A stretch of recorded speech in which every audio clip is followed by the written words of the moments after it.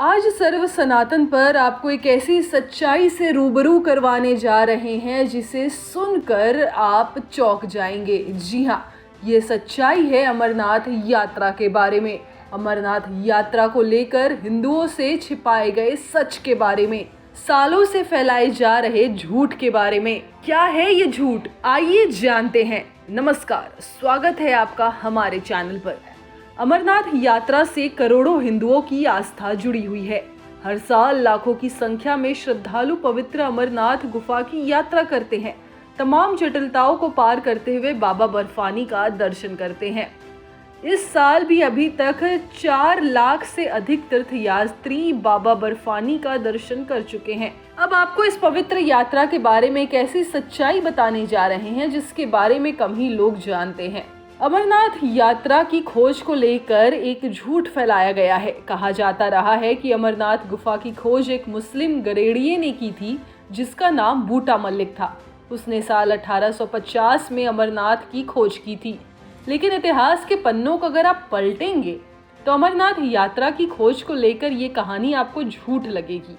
आज हम आपको अमरनाथ यात्रा के असल इतिहास के तथ्यों को बताने जा रहे हैं, जिसके बारे में जानकर आप भी मान जाएंगे कि मुस्लिम गरेड़िए की कहानी सिर्फ झूठ है।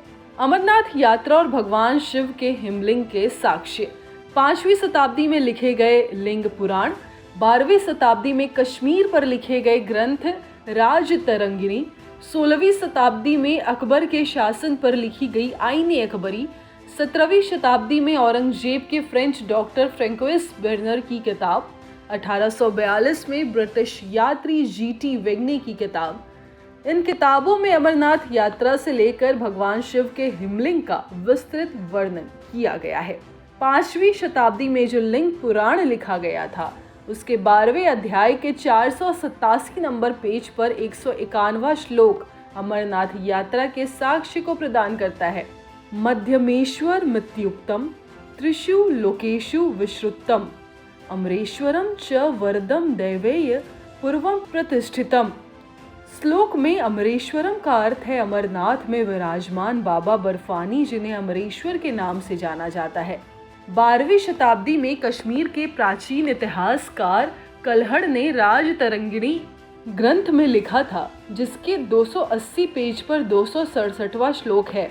दुग्धावधि धवलम तेन सरो दूरगिरी कृतम अमरेश्वर यात्रायम जनहृदयापि दृश्यते।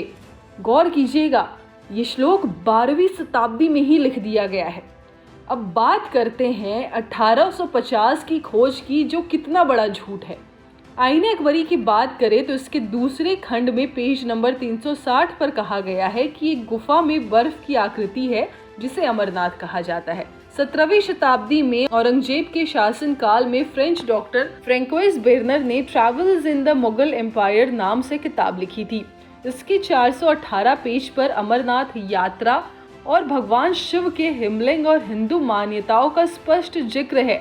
आपको बता दें कि साल 1850 में अमरनाथ यात्रा की खोज का झूठा दावा सामने आने के बाद से 2000 तक बूटा मलिक के वंशज ही अमरनाथ गुफा की देखरेख की जिम्मेदारी उठा रहे थे और चढ़ाने का 1/3 हिस्सा उन्हें मिलता रहता था। साल 2000 में जब देश के प्रधानमंत्री अटल बिहारी वाजपेयी की सरकार आई तो अमरनाथ श्राइन बोर्ड गठित किया गया, जिसके बाद बूटा मलिक के वंशजों को अमरनाथ गुफा से अलग कर दिया गया और उन्हें चढ़ावे का 1/3 हिस्सा भी मिलना बंद हो गया।